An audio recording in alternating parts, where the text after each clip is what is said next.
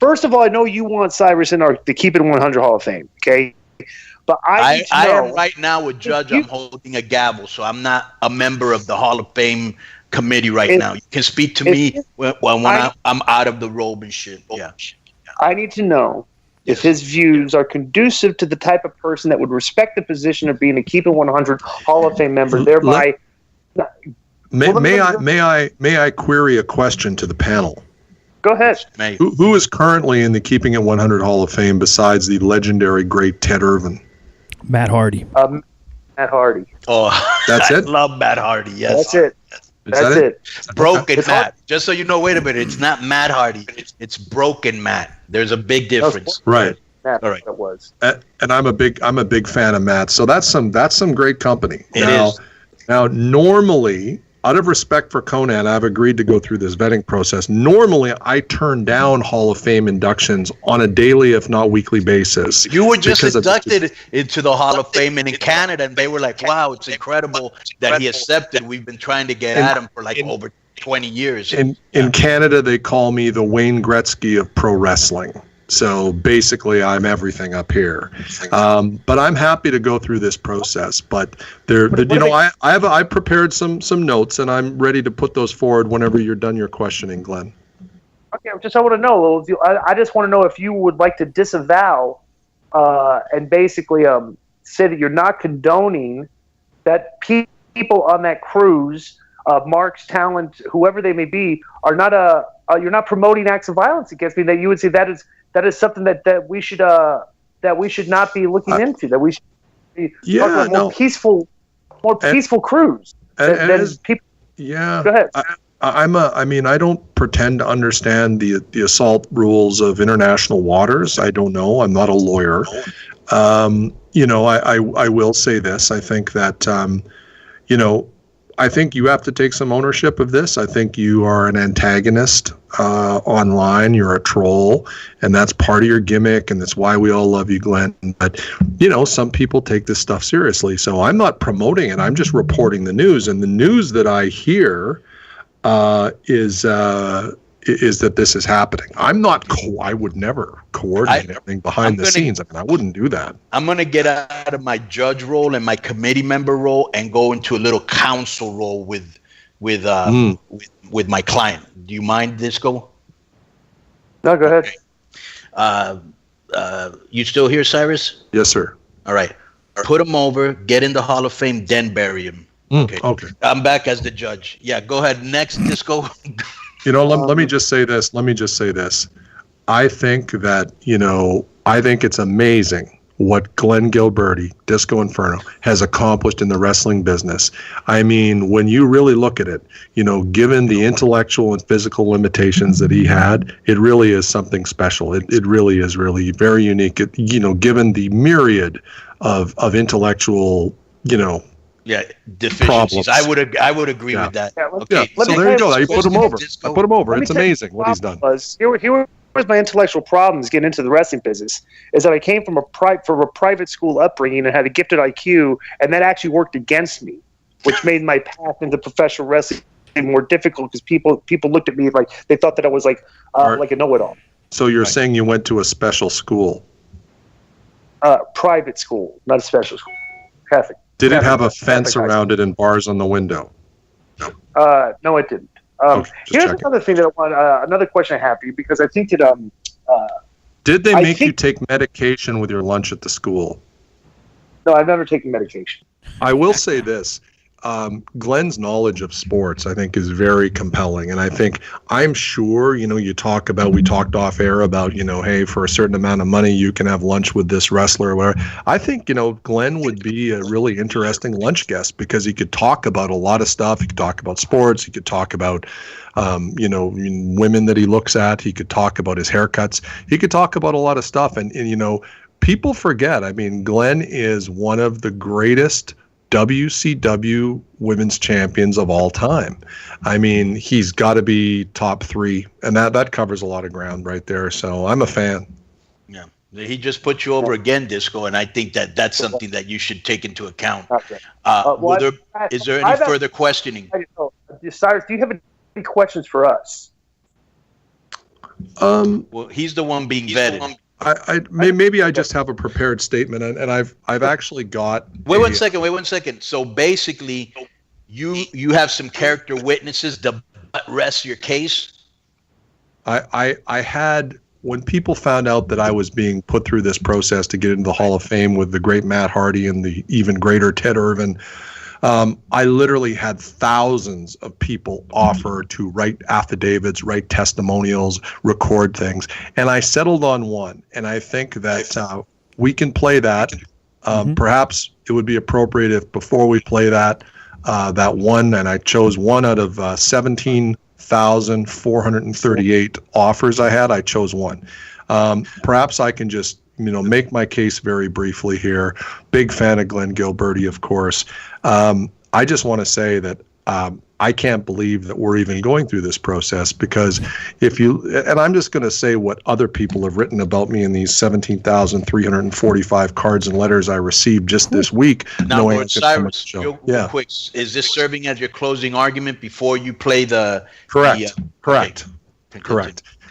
So I decided to do this myself and not have one of my attorneys read it, but I think I'll just basically read from what people have said about me. So first off, era-defining color commentator, once in 1,000 years commentator. So basically, we go back all the way to Louis Saint Laurent, who was the color commentator for Napoleon during the Napoleonic Wars, who provided the analysis of everything that was going on in the war room.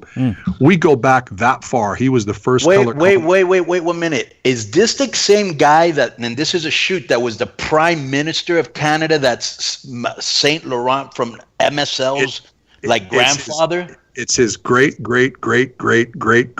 grandfather 4 times removed. Wow. That's tremendous. All right.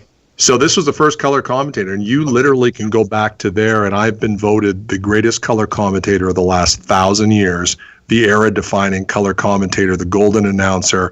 I've also been called the invisible hand of pro wrestling, and I think for that reason alone, if you look at everything that's gone on in the wrestling business this year, Jericho Omega, you're welcome. Thank you, Don Callis. Jericho's the Intercontinental Champion. You're welcome again. Kenny Omega, World Heavyweight Champion. You're welcome again. 2 of my best friends in the business are the 2 top guys in New Japan. You want to talk about everything going on with Impact Wrestling? You're welcome one more time. I am the invisible hand of pro wrestling. Can I say one thing real quick? For Disco's purposes, I have been called the Steve Bannon of pro wrestling. That is tremendous. And another thing that I like to say that you do have in common with Disco, he's been known as the invisible hand of sapphires, but I don't know if that's it. I thought he was called the firm mitt. That too. All right. So that is your closing. That is your closing statement. And I'll just finish off with saying this. And all of this I did after voluntarily taking 15 years off from the wrestling business. That is true. And came in. There has never been a comeback like this one, and for that reason alone, I think that I should be in the Keeping It 100 Hall of Fame. To say nothing of the fact, and I will put over Disco one last time, the Disco list is one of the most universally recognized things in pro wrestling, and I have been number 1 with a bullet at the top of the Disco list for almost 100 episodes. Right. Boom. Yeah, that is true. And have been buried for 100 episodes. So take that into account, Glenn. So you have an audio character witness reporting, correct? I'll call it a celebrity endorsement character witness. Would like to play that now. I like that. Hey, this is Chris Jericho, the IWGP Intercontinental Champion, lead singer of Fozzy, with 2 top 10 rock radio hits in Judas and Painless, and of course host of Talk is Jericho, one of the biggest podcasts in Westwood One or anywhere else in the world. But one of the coolest things that's going on right now is the nomination for Don Callis to be in the Keeping It 100 Hall of Fame. I think it's a no-brainer, joining other luminaries such as Ted Irvin, NHL's top grinder from 67 to 77, number 27 in the program, number 1 in your hearts. David Weiss, the flat earther / genius who's going to reshape the thinking of America. And of course, I believe the Marcus Everett, the man who went splat. And if that's not enough to get you into Conan's Keep It at 100 Hall of Fame, I don't know what is. But also, Don Callis having the comeback of the decade in the pro wrestling world. He is the golden announcer. He is the announcing ace. He is the leader of the Black Mask Nation. No reason at all to not put him in Conan's Hall of Fame. He's a great guest whenever he calls Keeping It 100.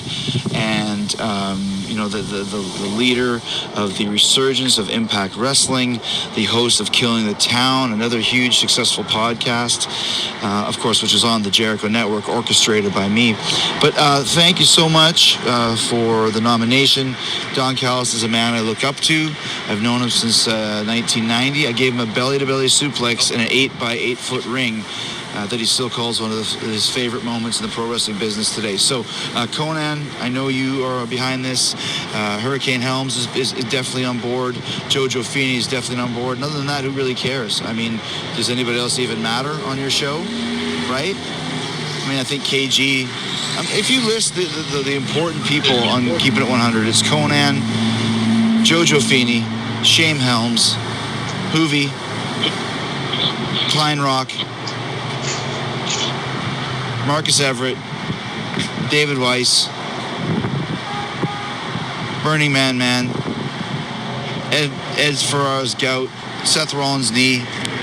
That's about it, right? Nominate Don Callis for the Keep It 100 Hall of Fame. Put him in. Induct him. He deserves it. Bro, what a glittering generality. What an endorsement. And here's the other thing. You got very lucky, Cyrus, because I don't know if you know this. Disco had been asking for a public apology because in his book, Jericho said that he worked at a soup kitchen and Jim Ross, read it and he felt sorry for DI. And so Disco wanted an apology, and Chris actually recorded like 3 or 4 different apologies. And one time when he was getting to the part where, I'm sorry and all that, his daughter walked in because she needed help with her homework. Another time he was doing a gig, I think like in Ireland or something. And just as he was going to say, I'm sorry, the band manager came in and said, bro, we got to hit the stage. Another time, I think he was in Tokyo and the bullet train came by, but you were able to get a clear endorsement. I like that. I think it speaks volumes that a guy who might just be the biggest star in the business right now and one of the big stars in music and the king of all podcasting and your boss has effectively endorsed me wholeheartedly to be alongside his own father.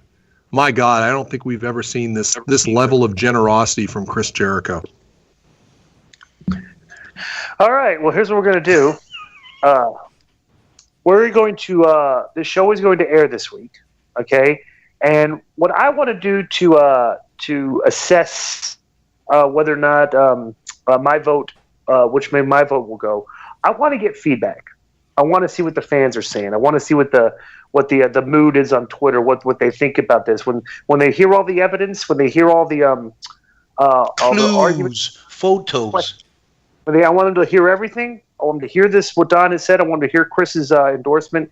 And once I get fan feedback, I will discuss it next week, and I'll possibly just put it to a vote of whether or not Don Callis should be elected as a supplemental entry into the Keep It 100 Hall of Fame.